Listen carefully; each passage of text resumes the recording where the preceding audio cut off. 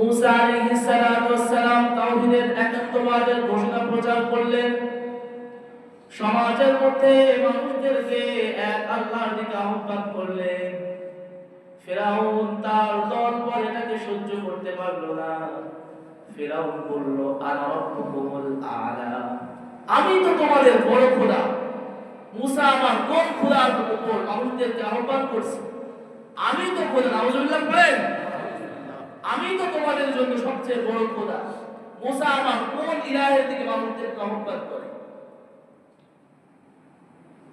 ফিরাউন তার নেতৃত্ব, তার ক্ষমতা, তার ভণ্ডামি আর মিথ্যা প্রভু দাবিদার এটাকে টিকিয়ে রাখার জন্য মুসা আলাইহিস সালাতু ওয়াস সালাম এবং তার দলবলদেরকে আঘাত করার জন্য, মারার জন্য ষড়যন্ত্র করলেন।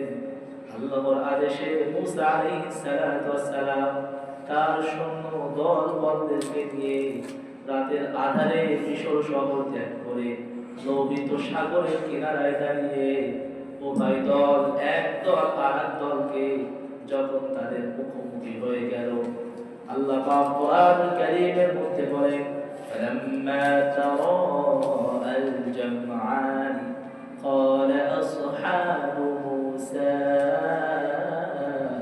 ইন্না লামুদরাকুন। আল্লাহু আকবার। যখন উভয় এক দল আর দলকে দেখে, ফিরাউন যখন তার দলবল নিয়ে মুসা নবী তার অনুসারীদেরকে ধরার জন্য আসলো, যখন মুসা আলাইহিস সালাতু ওয়াস সালাম তার অনুসারীরা ফিরাউনের দলবলকে দেখলো এবং ফিরাউনের দলবল যখন মুসা তার অনুসারীদেরকে দেখলো, তখন মুসা আলাইহিস সালাতু ওয়াস সালামের সাথীরা বলল, ক্বালা আসহাবু মুসা ইন্না লামুদরাকুন। হে মুসা, হে আমাদের নবী, আমরা তো অতি সত্বর ধরা খেয়ে গেলাম। আমরা তো এখনই পাকড়াও হয়ে যাব। আমাদেরকে এখনই তো যারা ধরে ফেলবে। সামনে লোহিত সাগর, লাফ দিয়ে ডুবে পড়তে হবে। আর পুকুরে থাকলে ফিরাউনের দলবলের কাছে আমাদেরকে পাকড়াও হতে হবে। আমাদের তো যাওয়ার কোনো পথ নাই। আপনি আমাদের জন্য রাস্তা বের করে দেন। আমরা এখন কি করতে পারি?